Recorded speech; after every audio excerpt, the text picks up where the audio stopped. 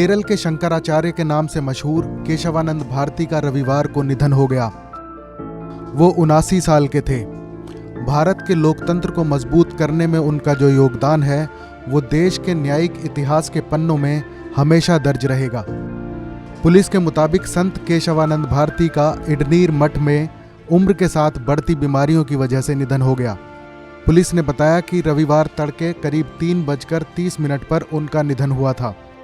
संविधान के रक्षक माने जाने वाले केशवानंद भारती बनाम केरल सरकार मामले में साल 1973 में सुप्रीम कोर्ट का दिया गया फैसला भारत के इतिहास की वो तारीख है जिसके बारे में ये कहना अतिशयोक्ति नहीं होगी कि अगर आज हमारा संविधान जिंदा है तो सिर्फ इसकी वजह से।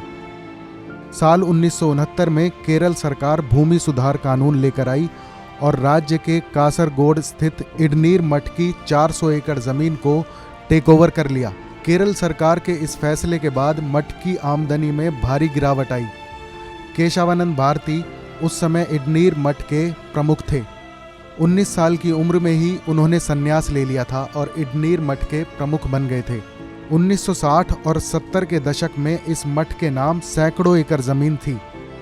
नौजवान महंत केशवानंद भारती केरल भूमि सुधार कानून को चुनौती देते हुए राज्य सरकार के खिलाफ इस मामले को अदालत में लेकर गए। हालांकि हाई कोर्ट में तो उन्हें कामयाबी नहीं मिली थी। फिर केशवानंद ने सुप्रीम कोर्ट का दरवाजा खटखटाया। उन्होंने अदालत से संविधान के अनुच्छेद 25, 26, 14, 19 और 31 के तहत दिए गए अधिकारों को लागू करने की मांग की। केशवानंद भारती ने अदालत में कहा कि सरकार का बनाया कानून उनके संवैधानिक अधिकारों के खिलाफ है। फिर देश की सबसे बड़ी अदालत ने 47 साल पहले केशवानंद भारती बनाम स्टेट ऑफ केरल मामले में ऐतिहासिक फैसला सुनाया था, जिसके मुताबिक संविधान की प्रस्तावना के मूल ढांचे को बदला नहीं जा सकता। जिस पर सुनवाई करते हुए सुप्रीम कोर्ट ने संविधान के मूल ढांचे का सिद्धांत दिया था। 24 अप्रैल 1973 को यह फैसला सुप्रीम कोर्ट की अब तक की सबसे बड़ी पीठ ने दिया था, जिसमें 13 न्यायाधीश शामिल थे। केशवानंद भारती बनाम केरल स्टेट मामले पर 68 दिन तक सुनवाई चली थी और अब तक सुप्रीम कोर्ट में सबसे ज्यादा समय तक किसी मुकदमे पर चली सुनवाई के मामले में ये टॉप पर है। इस मामले की सुनवाई 31 अक्टूबर 1972 को शुरू हुई और 23 मार्च 1973 को सुनवाई पूरी हुई थी। भारत के संवैधानिक कानून में इस मामले की सबसे ज्यादा चर्चा होती है। मद्रास हाई कोर्ट के रिटायर्ड जस्टिस के चंद्रू से इस मामले की अहमियत के बारे में जब पूछा गया तो उन्होंने कहा, केशवानंद भारती मामले का महत्व इस पर आए फैसले की वजह से है, जिसके मुताबिक संविधान में संशोधन किया जा सकता है लेकिन इसके मूल ढांचे में नहीं। देश में पूर्ण बहुमत की सरकार हो तो कई बार संविधान की मूल भावना को लेकर चिंता जताई जाती है।